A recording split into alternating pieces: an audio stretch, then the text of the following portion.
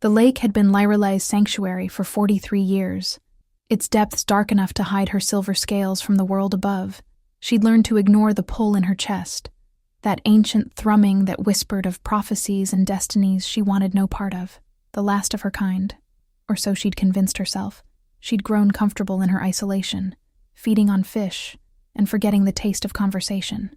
The wolves found her on a Tuesday. She smelled them first, wet fur and hunger, cutting through the pine-scented air like rusted blades. Mercenaries, not pack wolves. She could tell by the way their scents clashed instead of harmonizing. These were the kind who sold pixie wings to hedge witches and unicorn blood to desperate kings. The kind who knew exactly what a mermaid's heart could fetch on the shadow markets. Lyralei dove deep, but the lake betrayed her. Too small, too shallow, too known. She heard the electric crackle of binding nets hitting the water, felt the burn of iron-laced rope against her tail. They'd come prepared. They always did these days. The shift from tail to legs was agony without proper time to prepare, bones cracking and reforming as she dragged herself onto the opposite shore. Blood ran down her thighs where scales tore away too quickly. The forest loomed before her. Wolf territory. Every mermaid's nightmare since the great hunts began. But the mercenaries were already circling the lake, their voices carrying across the water. 3 million in gold. One laughed. Split 5 ways. Enough to buy our own territory. If the stories are true, another replied. If her heart really grants immortality. Only one way to find out. Lyralei ran. The forest was worse than water. Every branch caught her hair. Every root sent her stumbling. Her newly formed feet bled within minutes, leaving a trail any pup could follow. Behind her, she heard the wolves shift, their human forms abandoned for the efficiency of the hunt. They howled, and the sound turned her bones to ice water. She made it perhaps a mile before they surrounded her. 5 wolves, each larger than any natural beast, their eyes reflecting yellow in the moonlight. The largest, scarred across his muzzle, shifted back to human form. Naked and unashamed, he pulled a silver blade from the pack he'd carried in his teeth. "Running was stupid, little fish," he said. "Now you're tired, and we're annoyed." "My heart won't give you what you want," Lyralei gasped, pressing her back against an ancient oak. "The stories are wrong. Every dying creature says that." He stepped closer, and she could smell the deaths on him. Fairy, Selkie, Kitsune. "But we'll take our chances." The blade rose, and Lyralei closed her eyes, tasting her failure. 43 years of hiding, ended by greed and her own carelessness. The killing blow never came. Instead, she heard a sound like thunder under earth, a growl so deep it seemed to come from the forest itself. The mercenary's blade clattered to the ground. When Lyralei opened her eyes, a wolf the size of a bear stood between her and her attackers. His fur was pure black, darker than the spaces between stars, and his presence made the air itself feel heavier. The Alpha King. She knew him by the weight of him, the way reality seemed to bend around his form. This was Thorn Blackmoon, the wolf who'd united the territories, who'd ended the pack wars, who, according to legend, had personally torn out the throat of the last Mer-King. The mercenaries dropped to their bellies instantly, whimpering. "Trespassers," Thorn said, his voice carrying despite being in wolf form, an alpha's gift. "Hunting in my forest, attacking my guest." The scarred leader tried to speak, but Thorn's teeth were already in his throat. The kill was swift, efficient, almost merciful. The other 4 didn't run. They knew better. They simply waited their turn, and Thorn obliged them, painting the forest floor crimson. When it was done, he turned to Lyralei, and she saw her death in his amber eyes, but he shifted to human form instead, and she forgot to breathe. He was beautiful in the way predators always are, all dangerous lines and careful control. Scars cross-hatched his chest, each one a story of violence survived. When he smiled, she saw why even other alphas feared him. "A mermaid," he said softly. "I thought we'd killed you all. Sorry to disappoint," she managed. He laughed, dark and rich. "Oh, you don't disappoint. You complicate." He moved closer, and she caught his scent. Pine smoke and copper, power and ancient magic. "Do you know what you are, little fish? Why your kind had to die? Because you're monsters," she spat. "Because you're keys," he corrected. Your hearts don't grant immortality. They unlock something much worse. His hand touched her face, surprisingly gentle. The joining prophecy. When mermaid and wolf unite, the world remakes itself. Your ancestors thought it meant paradise. Mine knew better. Then kill me, Lyrelai said. Finish what you started. Can't. His thumb traced her cheekbone, leaving a trail of heat. The prophecy's already beginning. I can smell it on you, feel it in my bones. You've been in my territory for decades, haven't you? The magic's been building, waiting. His eyes went dark. If I kill you now, it releases wild, uncontrolled. But if I bind you, before she could pull away, his teeth were in her throat. Not killing, marking. She screamed as his magic poured into her, wolf essence mixing with mer blood. The mark burned like a brand, and she felt it sink soul deep, creating chains that no ocean could wash away. There, he said, pulling back, her blood on his lips.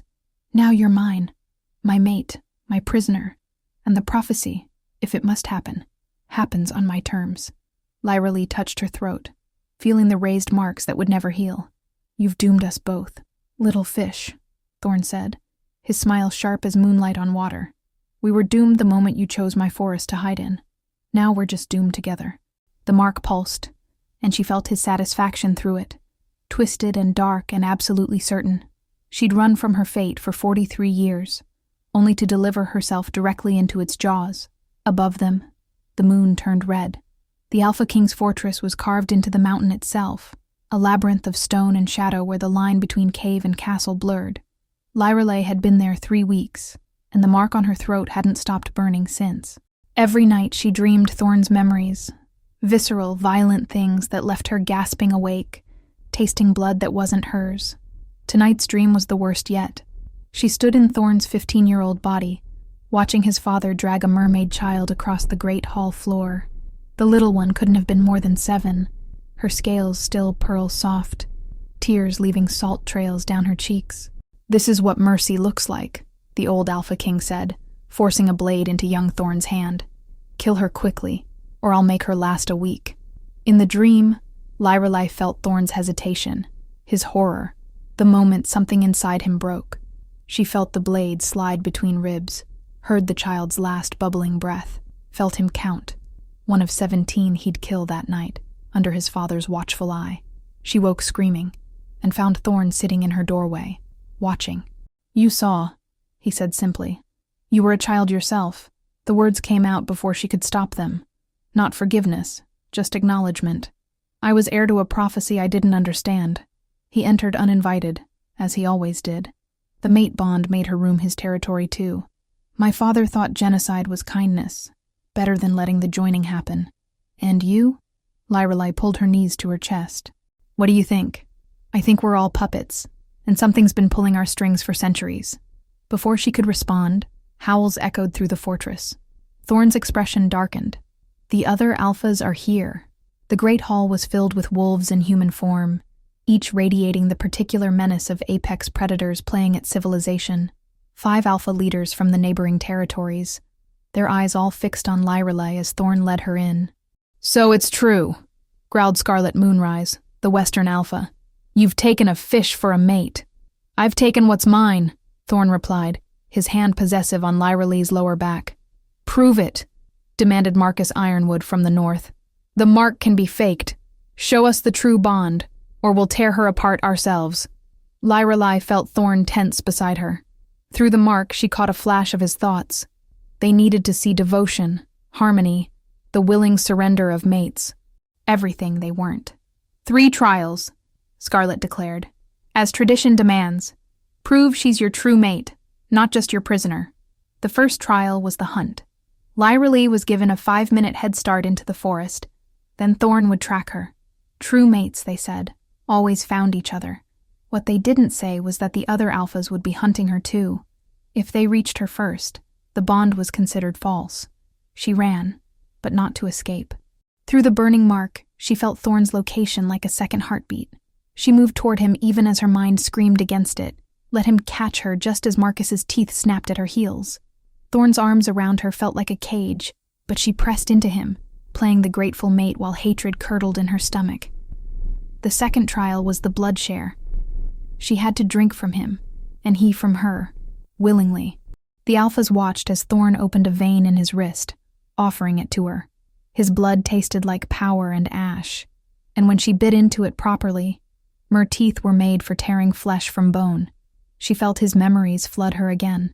But this time, she saw something else. A hidden room in the fortress, filled with ancient texts. Books about the joining prophecy. About something called the Eternal Hunters.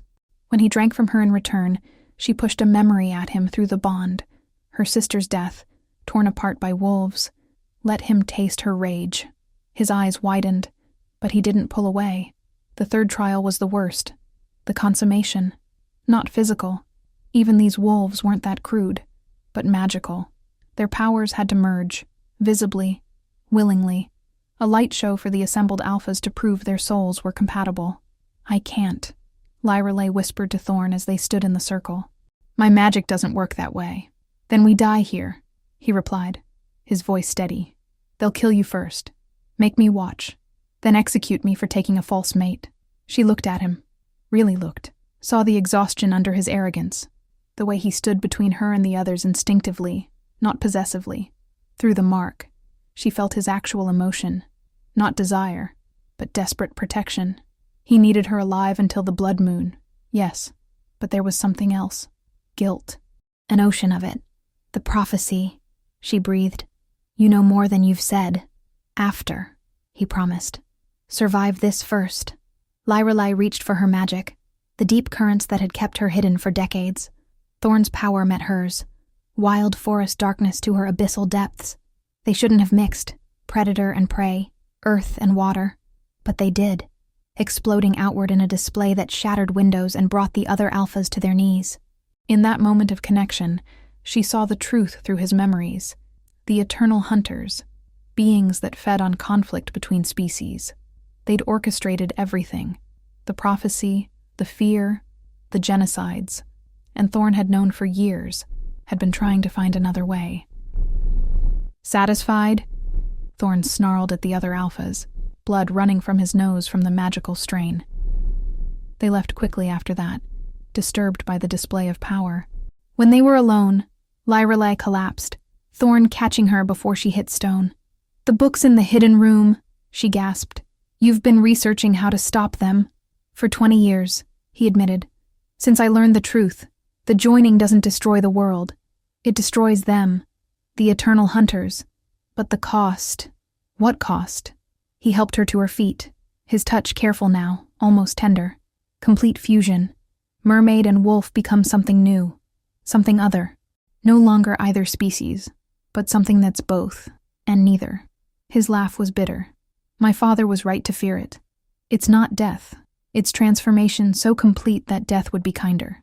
And if we don't, then the hunters keep feeding, keep orchestrating wars between species, keep getting stronger." He met her eyes. "In 3 weeks, during the blood moon, they'll come for us. They always come for the marked pairs. And then we'll have to choose.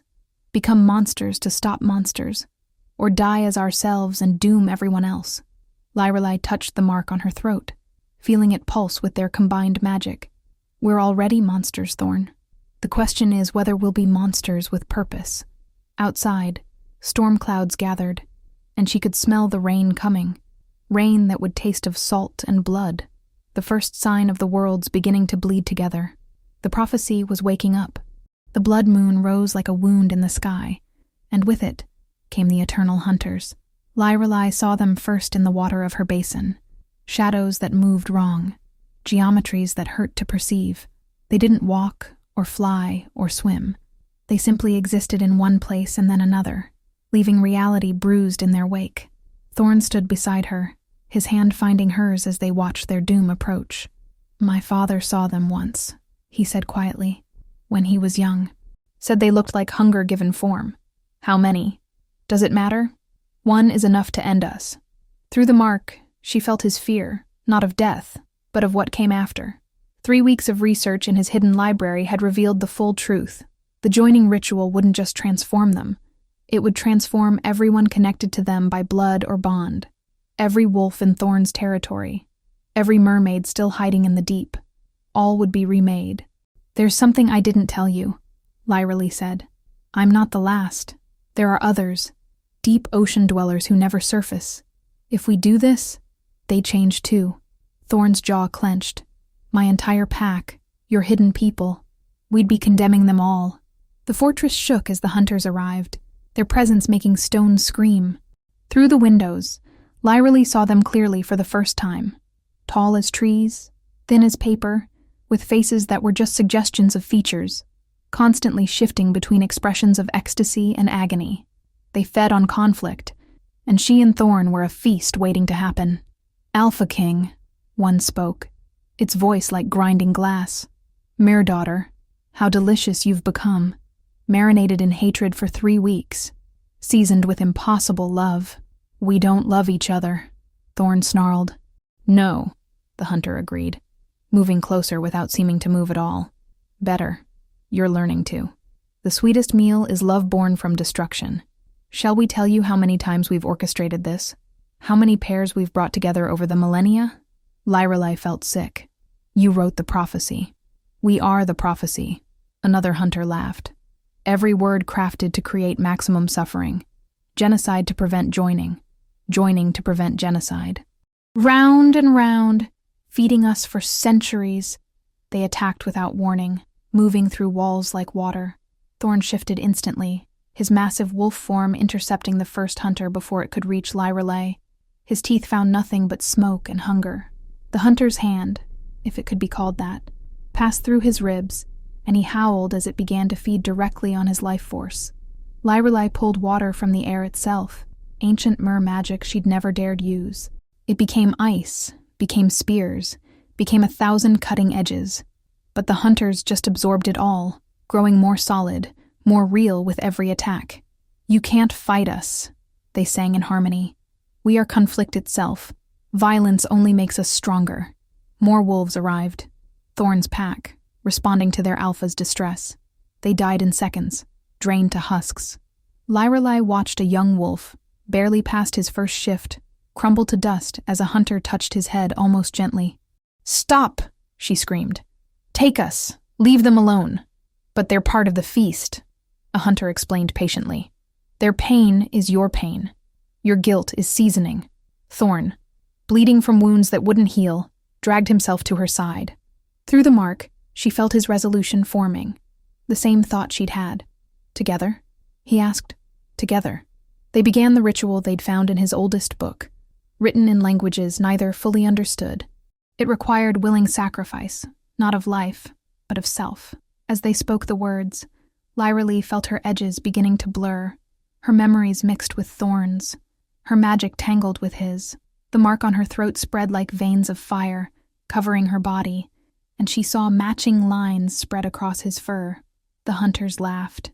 "Yes, finally! Do you know how long we've waited for a pair to actually attempt it?" But their laughter stopped when Lyra changed the words. Instead of the joining prayer, she spoke the separation curse, something she'd found in her own people's legends. Not joining, but splitting. She would take all of Thorn's wolf nature into herself. He would take all her mere essence. They would become each other, completely, leaving nothing of their original selves. "No!" The hunters rushed forward, but it was too late. The transformation was agony beyond description. Lyra felt her bones breaking and reforming, not into legs or tail, but into something between. Fur sprouted from scales. Gills opened along a wolf's throat. She was drowning in air and suffocating in water simultaneously. Beside her, Thorn's scream was a whale's song, his body elongating, fingers becoming webbed, eyes turning to pearl. But worse than the physical change was the mental one.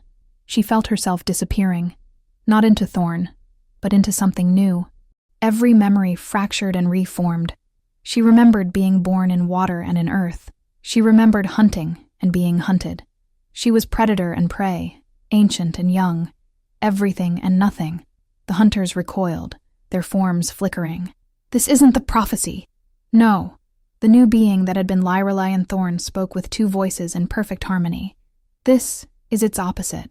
Alwing, where the joining would have created a bridge for the hunters to enter both worlds fully, the reversal created a void, The creature they'd become was neither wolf nor mer, which meant it belonged to neither world. It was a living paradox, and paradoxes were poison to beings that fed on clear conflict. The hunters began to unravel, their screams shaking reality. "You don't know what you've done. Without us, there's nothing to keep the species apart. They'll tear each other to pieces. Or they'll learn," the new being said, standing on legs that were wrong, breathing through lungs that shouldn't exist. "Without you, whispering fear and hatred, maybe they'll find their own way." As the hunters dissolved, their death screams woke others. Through senses that belonged to no natural creature, the being felt them. More wolves, more mermaids, all beginning to transform, not into hybrids, but into choices. Some wolves found themselves able to breathe water. Some mermaids grew legs that actually worked. The rigid boundaries between species began to blur, not through force, but through possibility. Scarlet Moonrise arrived first, her red fur now streaked with scales. "Thorn, what have you—" She stopped, seeing the creature that stood where two had been. "Thorn is gone," it said. "Lyrelai too. We are something else now. Something that shouldn't exist but does." "You're an abomination," Marcus Ironwood spat, but his voice wavered. Through the remnants of Thorn's memories, the being knew Marcus's secret. His grandmother had been half mere, hidden for 3 generations. "Yes," the being agreed. "We are abomination. We are impossibility. We are the price of freedom from the hunters."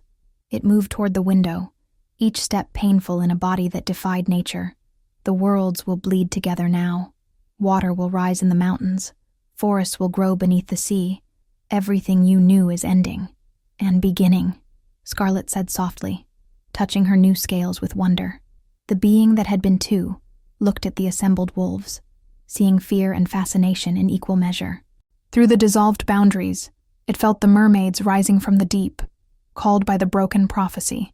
They would arrive soon, and there would be conflict, but real conflict, not orchestrated suffering. Messy, complicated, potentially beautiful conflict. "We need a name," someone said.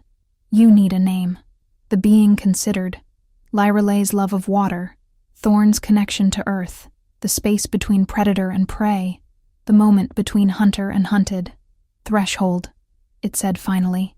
"We are threshold, the place between, the impossible made flesh." Outside, rain began to fall upward, and somewhere in the deep, wolves were learning to sing underwater songs. The prophecy was broken, but something new was being written in the chaos of its destruction. Threshold walked out of the fortress, leaving wet paw prints that sparkled with scales. Behind them, 2 worlds began the terrifying, necessary work of becoming one. Not through force or fusion, but through the simple recognition that the boundaries had always been lies. In the distance, young wolves and hidden mermaids began to meet at the new shorelines that appeared where none had been before. Some fought, some fled, some, impossibly, laughed together at the absurdity of it all. Threshold smiled with a mouth full of too many kinds of teeth. This wasn't the ending anyone had wanted or expected. It wasn't salvation or damnation. It was something far more dangerous. It was change, uncontrolled and uncontrollable. The blood moon set, but the world it illuminated would never be the same. In the ruins of prophecy, something raw and real and utterly unpredictable began to grow. And somewhere in Threshold's shared soul, the parts that had been Lyrelai and Thorn found each other in the space between heartbeats, neither loving nor hating, but simply recognizing, we did this. We broke the wheel. We paid the price. Whether it was worth it remained to be seen. The new world had just begun.